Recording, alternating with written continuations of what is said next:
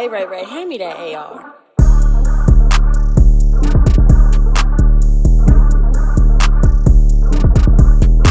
You are now listening to Off the Rip. What's good, y'all? We got staff here, man. We're off the rip, and we got an extremely special guest here, Sommer here, media professionalist, the one and only St. Louis in the building, St. Louis team, as they say. So we thankful to have you on. We appreciate you letting us come out here to DC. You know, I'm so honored. Y'all flew out here to chat with me. Like, what is this? I feel very honored. Thank you for coming. Shout out Ed. He really said we need to get you on here, and I think he was right on that. I feel like this is the perfect time to just get this done, and somebody that's really on their stuff, getting things done. Look, we trying. Be a part of that. So. No, I'm grateful you saw value in me, so thank you. Definitely. And Ed, too. So we just want to get into it. Who is Sommer Hill? That's such a tough question. Like, I don't, because typically when people answer this question, right, they're like, oh, I'm a journalist, I'm a host, but like, that's just what I do. That's not who I am, right? I guess who I am, I'm an auntie, first and foremost. A daughter, a good friend, a Howard alum. Now, I am a Howard alum. That's what I will say. Majors in communications, I'm guessing? I did in journalism, yeah. Okay. And I had so much fun at Howard, and I love Howard. But yeah, I think I'm just a person on this earth who's trying to find her way and do things that make me happy.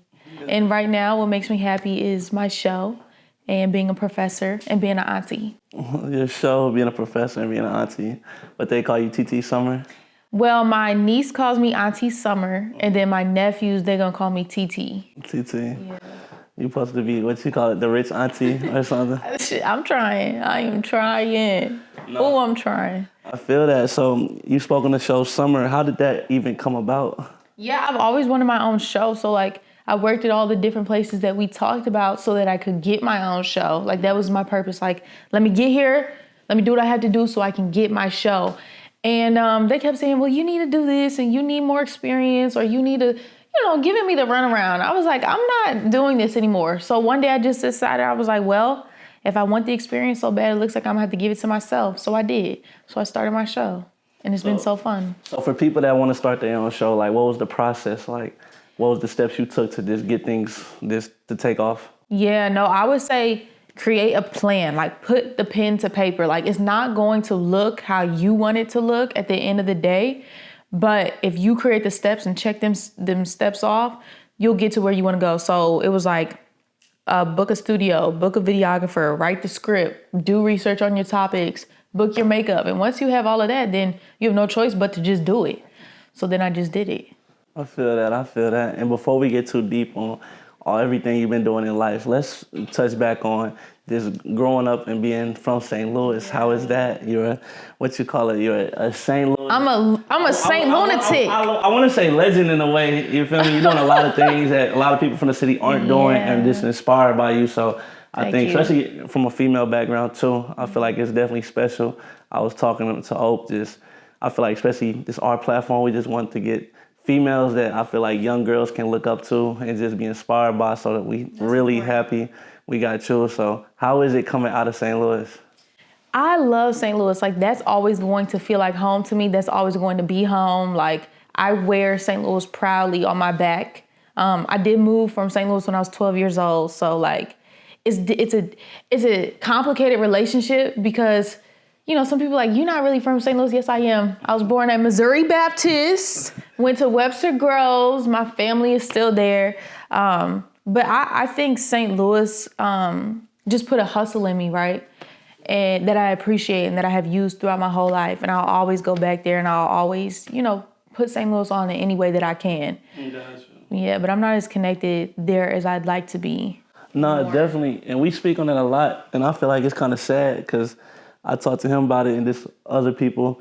I work for the airlines, and I only go back let me get a buddy pass. I only went back to the city like 2-3 times this year. It's just, I ain't gonna say I don't want to say a love-hate, because I feel like you say love St. Louis, but I feel like especially being in Dallas, it's like St. Louis is kind of like a pond sometimes, and then you jump out to like even the ocean. DC, places like the East Coast is so much more bigger, so much there's so much going on. This right here, the studio house y'all got going on, this is amazing. Yeah, shout out 12 Studios. Stuff like this you're not seeing back home. Yeah. Like, it's a difference. That's why it's a complicated relationship also, because it's like, yes, I love St. Louis, but I'm also very glad I left.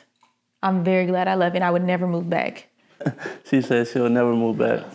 How often do you go back to the city? I try to go at least once a year. Sometimes it'll be more. Like, I think I've been 3 times this year. So, some years it'll be like I haven't gone. I'm like, What food you grab first, the Chinese food or the pizza? Chinese food. I'm gonna go and get me some Chinaman. I'm gonna go get me St. Paul, some fried rice. I'm gonna get some emos, but I'm really gonna go to Deerberg's and get me some gooey butter cake. That's my jam. I ain't never heard nobody say that. What? Go back and get some gooey butter cake. I mean, I heard people love it, but I never heard nobody be like, oh, I'm about to go back and get me some gooey butter cake. I haven't had, there's nowhere else in the whole world that has gooey butter cake like Deerberg's in St. Louis. Deerberg's in St. Louis. Mm-hmm. Shout out them. Shout out. So you said you moved at 12. We was talking about that upstairs. Where was you? You said you was jumping around a lot. Talk about that. So first I moved to Toronto, and I was in Toronto 7th, 8th, 9th, and 10th grade. And I was there because my dad So you got a little Canadian in you? No, I don't. That was just a little pit stop. It was actually a cool experience. I had fun when I was there, but I had just left St. Louis, and St. Louis was all I knew. So I was very like ex-Toronto. I want to go home, like bring me back to my friends and family. So it took me a while to like warm up. And then on top of that, my parents put me in this all-girls private Catholic school. It was awful. It was awful. So I was ready to go. So then as soon as I was starting to like it and warm up to it, we moved to Detroit. Detroit, my mom's from Detroit. Really? That's my second home. Yeah, that's a good city. 313. Yep. So how'd you like Detroit now? Because Detroit's a little bit like St. Louis. It's a little rough. Detroit's a lot like St. Louis. I like the culture of Detroit. Like, I think it's cool that you see people like in fur and minks and a fur hat and a cane walking around. Like, that's still very much the culture, right? The music, the food. But transitioning to Detroit in high school in 11th grade, that was really hard because everybody already has their friend groups, and like I was the pretty girl coming from Canada, so it was a difficult time. I had to find my way through Detroit. Got you. So you graduated high school in Detroit? I did. Got you. And I see you went to study abroad. Was that right after high school? So that was when I was at Howard. I studied abroad in Barcelona. Got you. What year was this? That was 2017, so my sophomore year. So how was that experience? And what made you choose Howard before we touch into that? So I went on a Black college tour, and like we just went on all the HBCUs down the East Coast. I went from Detroit, like with this church in Detroit. I didn't even know what the church was called. I didn't even go there. But my friend was supposed to go with me, but she backed out last minute. Mm-hmm. But anyway, so we go on the Black college tour. We come to Howard. It was raining. The vibes weren't really right. But I was like, whatever, I'll apply since I'm here. Mm-hmm. It was the only school I got in. So period. Howard chose me. No, what was missing? Why wasn't nobody else accepting your app? My grades weren't good. I had transitioned and I wasn't focused. I was doing the wrong things. I was trying to be outside with my friends. I was not thinking about these grades. Kicking it? Okay. But Howard did. So Howard, DC. So you came to Howard. Then what made you just go study abroad? Like, what was that? So I did. So I guess at that point I had did a year at Howard, or is it? Yeah, it was a year and a half at Howard, and I've always wanted to study abroad, and I minored in Spanish while I was at Howard. So I was like, okay, I want to like go to a Spanish-speaking spot, right? So I was thinking like just different Spanish-speaking spots, and I was like, you know what? I kind of want the soft life. Like, I don't want to be like working hard while I'm out there. I want to have fun. So then Barcelona came up, and I went there, and like my whole personality shifted 360. Like, I completely changed as a person. It was amazing. Now talk about that, because that's interesting. I never heard nobody say like my personality changed. It did. At that age. Yeah. So I guess I was 19. My parents came to visit me. I went there in January, came back home in May. My parents came to visit me in April. They were like, you are not the same person at all anymore. And really what happened was like, I just opened up my heart and like my mind and just really grew as a person and really matured. And it was like, who I knew I wasn't actual. It's who I wanted to be. And then I started stepping into who I wanted to be. And thus where all of this came from. Got you. So you did abroad, and then you came back to Howard, you graduated. Then how was it? I want to speak on that too, the transitions on graduating and just trying to find a career, find a job, because I feel like that's a lot of rough times for a lot of people, and I just thank God. We talk about it a lot, just like me and I feel like friend group's journey, like I got a decent career right out of college. Okay, yeah, you're lucky. And then my boy, he just moved to Dallas, decent career right out of college too. Good. And it's hard, honestly, for a lot of people. And honestly, transition for me, I thank God it was quicker, but I feel like I didn't get a job for like 2-3 months when I thought I should have had something already lined up. They put that pressure on you.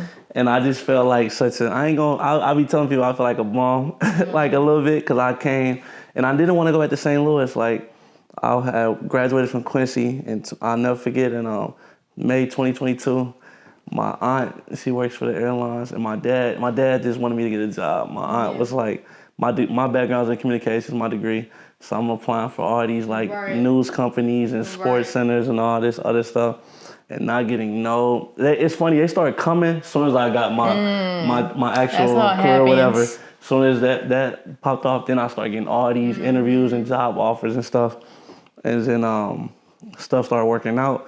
But that transition is just like rough. Like my aunt was just like, if you don't find a job, by the time you walk across stage, you coming to work for such and such. And then I'm like, man, I didn't even want to fill out the app, but it was like one of the best things that ever happened to me. Good. I feel like, shout out to your auntie. So did a year in St. Louis, and then Dallas offered me a job offer with the company, like a promotion. Came down here, headquarters is down in Dallas, so it really helped, you know what I mean, just helped my walk, I feel like. So much. So I'm just thankful. Really that's a grateful. blessing. That's a blessing, because coming out with a journalism degree or a comms degree, like, there are not many options, and it's really competitive. And it's like, the people who are in like the School of Business, for example, they have their offer before the senior year even starts. Whereas us, we have to get it like as soon as we get the offer, we have to start the job, right? So it was a difficult transition for me. When I graduated Howard, I did not have any offers or anything, but I did have an internship in New York. So I packed up my car and I drove up to New York. And I knew when I was up there, I was going to find something. So I ended up getting an offer from BET, and I got an offer from NBC. And I chose the NBC offer. I was in the NBCU Page program, which was interesting. But what I'll say is the transition from Howard or an HBCU to the real world really gave me culture shock. Like, I was not ready to, I had forgot what it was like to be around white people, like just being frank, like not being around Howard people. Like, it was so weird because, like, you're dealing with these microaggressions and the racism, and they say something that's a little off, and you like, okay. And I was in the spirit of like, I'm checking that every single time. Like, you're not going to say this to me. You're not going to treat me this way. So I had a difficult job transitioning because I was in such my Howard HBCU, like, y'all not going to play with me, y'all not about to do me like this bag, that made it difficult to hop into a corporate bag. Gotcha. Yeah, and this is crazy, even how you speak on corporate. In this generation, I feel sorry for a lot of people because they're not corporate material. No. It's hard to be. Like, I don't blame them. Like, this is very buttoned up and very proper. And it's like, that's not authentic to me. I'm sorry. I don't act like that, and I don't want to. No, it's definitely different. It's a different world. And sometimes it's like taxing mentally, I would say, because it's like 5-6 days out of the week, you got to act like this or kind of change up how you kind of move on a daily. And I feel like even sometimes with these companies too, you kind of got to, I wouldn't say turn the eye, but it's like certain stuff is just like, we ain't supposed to be doing this. And money, honestly, money talks. And the world we living in now, everything's about money. How can we get more and more and more and more?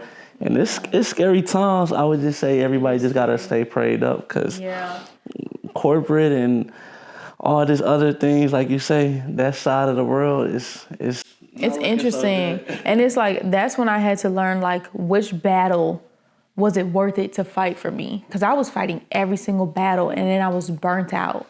Then I had to decide, like, okay, is this a battle I want to fight? And like, just being discerning on what that looked like for me moving forward. No, definitely. So you was in New York. How was the experience in New York like for you? Besides I would say the job, like Yeah, I did outside not of like that. living in New York. You didn't like New York? Because it was just so overwhelming for me. It was really overstimulating. Like, I don't like living on top of people. I don't like hearing my neighbors breathe. I don't like the subway. It's expensive. You go to the grocery store, get a cereal box. It's like this big and it's like $8. It felt like a ripoff. Now, what I will say is there was something cool happening on every corner and you could always have fun. But I was always working, so I didn't really get to have fun. But yeah, New York was too much for me and I would not go back. Gotcha. Now that's interesting you say that for somebody that's living there. Because I took a vacation there, I want to say like a year or two ago. And when I say New York, I had a time. It's a good place to visit. It's a good place to visit, not live. For me, I would not move back to New York. That's why I'm back in DC. Gotcha. And like you said, something to do on every corner.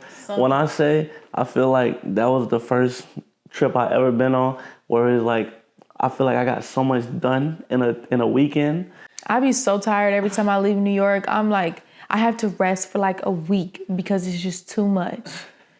So they say, what you call it? It's a lot out there. It's too much. And so what was after New York? What was the next step for you? So when I was in New York, I actually moved to Miami for a second to complete a rotation for work. Miami too much for me. I love Miami. I loved it. I had so much fun. It's such a good city. I will say Miami doesn't have an excellent food scene, and I'm a foodie, so that wasn't great. But going to the beach, I wake up in the morning and want to drive to the beach and do it. Like that to me is chef's kiss life I want to live. Miami. Yeah, Miami was good. What did you call it? So what company was you working out for in Miami? Telemundo. Okay. Yeah. That's something different. I don't think I even seen that one on your LinkedIn. Yeah, it was within NBC. So while I was at NBC, I went to Telemundo and came back to NBC. So Miami, the beach. It's funny you say the beach because I hate the beach. Oh no, that's crazy. I'm more of just a pool person. Yeah, I mean, I don't love sand, but like something about getting in that water feels like a baptism. Like I love that. Now, I've seen you taking your trips. Now, when you go out the country, that water looks different compared to like I feel like U.S. It is different. And so out there, I feel like I've been to like Jamaica, Mexico, and the Bahamas, but I gotta go somewhere like, cause I see you be going like far. Like I need to go to one of them. I think I'm at 31 countries now. What's next for you? I'm actually going to Dominican Republic tomorrow. Are you? Yeah. Oh, so we came right in time. So right in time. Oh, that's what's up. Yeah, I'm excited for my cousin Raven's birthday. And then I'm going to Turks at the end of the year. But next year, Japan and Brazil are on my list. I have to go to Japan and Brazil. Oh, what's out there? So Brazil is just beautiful. You know, you got Rio, you got Sao Paulo, you got Bahia, you got the culture. You know, Brazil has the second largest African population after Africa. So it's just very black and beautiful, good food, good people, good vibes, beach.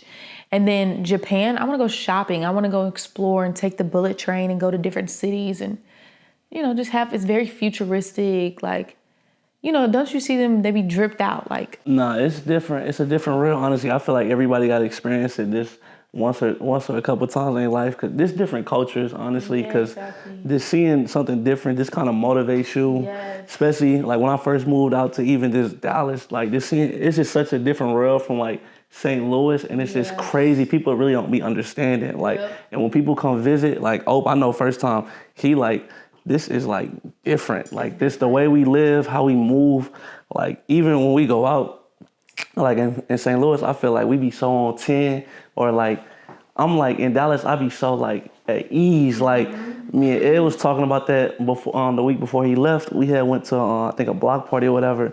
And when I say it was just so much love out there and it was just like good vibes. Yeah. And like St. Louis, it was like, somebody would have been shooting or tearing up something, like it would have been bad. And you also realize how little St. Louis is. Like St. Louis is a small city and there's so much outside of St. Louis. I definitely think everyone should at least leave. Like come back, cool, that's fine, but at least see what else is out there. No, definitely that. And it's funny, I was looking at one of your podcasts. You said if you got the Issa Rae, you would that would be the last episode. What makes you such a fan of her? Tacky up. Well, first of all, like I think when we look at television, right, we're watching like a whole bunch of stuff that's like the same. Like you got your social activism stuff, you got your political stuff, you got the LGBTQ. Like they're so conscious about the work that they're making that it just doesn't feel like fluid and fun anymore. Like you remember, like we used to have Martin and Fresh Prince and the Wayans brothers and like lifestyle television that was actually fun to watch. And now it's like, am I watching a political ad right now? So I think Issa Rae did a good job of creating lifestyle content, something that was relatable, something that I actually wanted to tune in and I didn't feel like guilty, after for watching it. So I think she's a creative genius, and I also like the other things she's doing. Her Via Ray, her production company Hooray, her TV and radio. So I think she's really dope. No, you said she's all that and some. Okay. If you had only one question you could ask her, what would that be? Just one? Let me work with you. What can I do? That's what I'll ask her, because I want to build a relationship. Like I want us to keep working. So, and I want to like work with her on a professional level. So I'd be like, what can we do? Let me know. Got you. And then I wanted you to speak too. What's the ups and downs been for like just starting your own show and just being in this media world, I would say? Like speak on that. Because I know it's a lot of highs, but it's a lot of lows as well. What have you been through personally? The lows, I would say, is one, just like having an emotional attachment to the outcome. Like, I'd be like, okay, I'm gonna put this out and I hope it does well. And like, sometimes it doesn't. And then you're like, damn, what can I have done differently? Like, how should I have changed this? And you start going on a tangent that's unnecessary. Like, the point is you just have to put it out. Just put it out. Another thing that's weird is that like, sometimes like men will act like they want to work with me professionally. And then like, they'll be like, let's have a dinner. And then you get on the dinner, it's like, you don't want to work with me professionally. Mm-hmm. So it's just a lot of people who try to find themselves around you and like just take advantage of, your time or you as a person. And I don't really like that. And then like you'll have fake relationships, like people who want to just connect with you because they want to be on the show or connect with you because you connected, and it's just like, let's just be real. Like, just tell me what you want. We can be transactional. I'm okay with that. No, definitely that. I feel like it's what you call it. I feel like it's a win and a loss around this social media era we going through. Cause I don't know. I feel like it's been a lot of good relationships. Like I thank God for off the rip. I feel like we done met a lot of people. A lot of people done helped us a lot too. Yeah. Cause when I say I feel like we don't have the credentials. Like, we haven't dropped since, I think, 2022, 2023? Oh, wow. Almost. Wow. Like, I think one of the biggest ones we had this year, do you know Pat McCall in the city? Mm-mm. He got like 3 championships. He had 2 with the Warriors and 1 with the Raptors. Oh, cool. So, he been on the podcast. Oh, that's dope. One of the biggest ones I feel like we had this year. And we don't even, I feel like just reaching out. I think I was in Vegas, actually, at a Summer League game, and he went to UNLV. We don't follow each other at all. I post a picture at a basketball game. I say, I tag him, like Pat McCall, UNLV legend, that something like they don't forgot about you or something like that. He slid up, was like, thanks for the love, man. Oh, that's and wrote sweet. like an actual, like, honestly, like I ain't gonna say paragraph, but like some heartfelt stuff. Oh, and that's sweet. We got connected.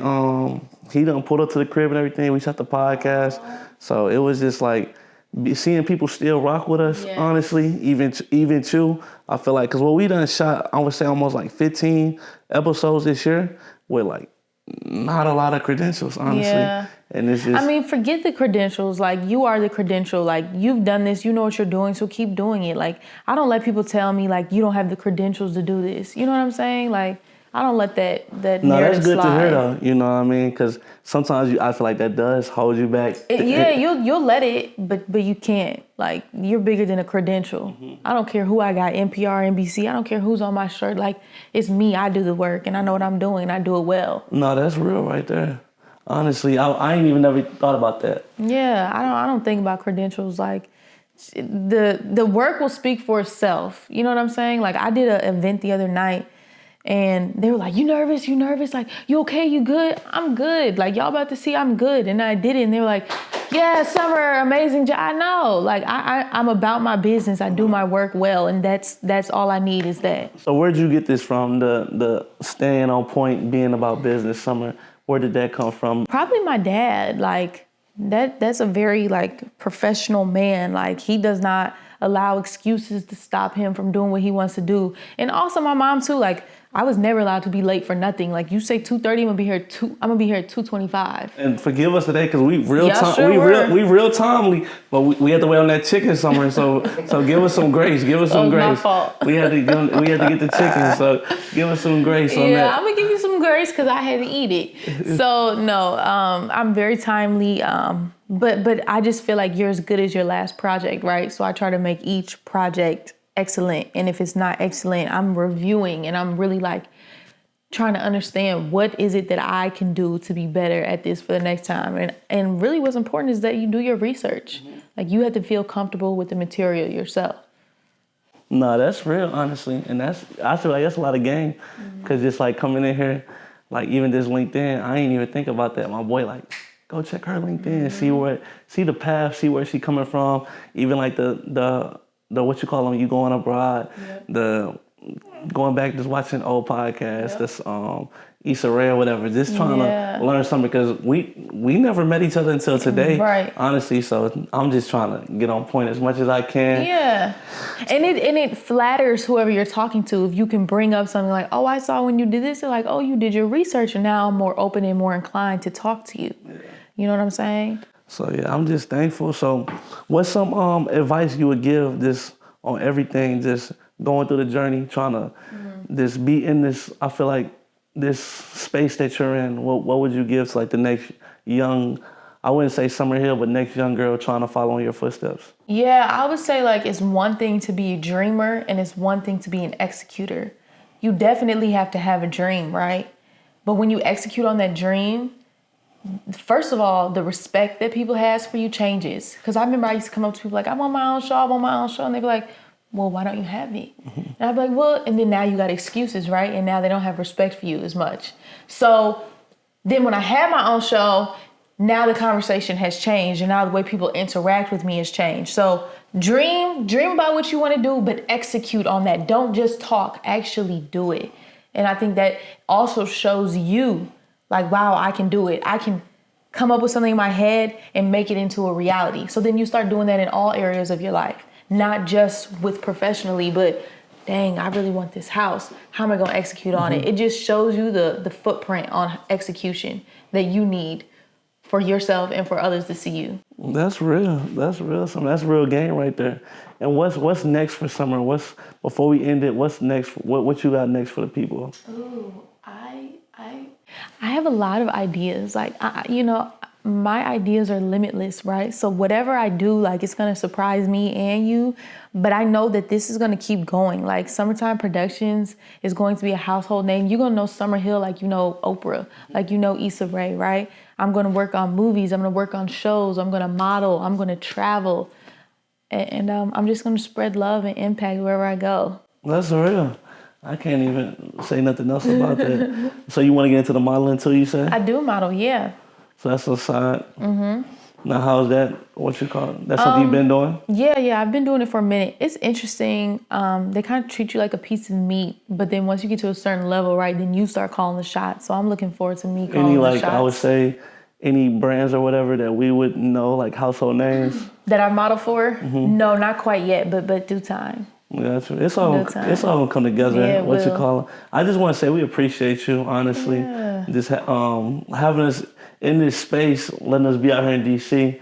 It was love from the jump, and I'm just grateful. Honestly, it's gonna be this was a good one. I appreciate you too. Thank you for coming, and thank you for even showing interest in chatting with the kid. Definitely. St. Louis to St. Louis, that means a lot. Definitely. Off the rip, we out.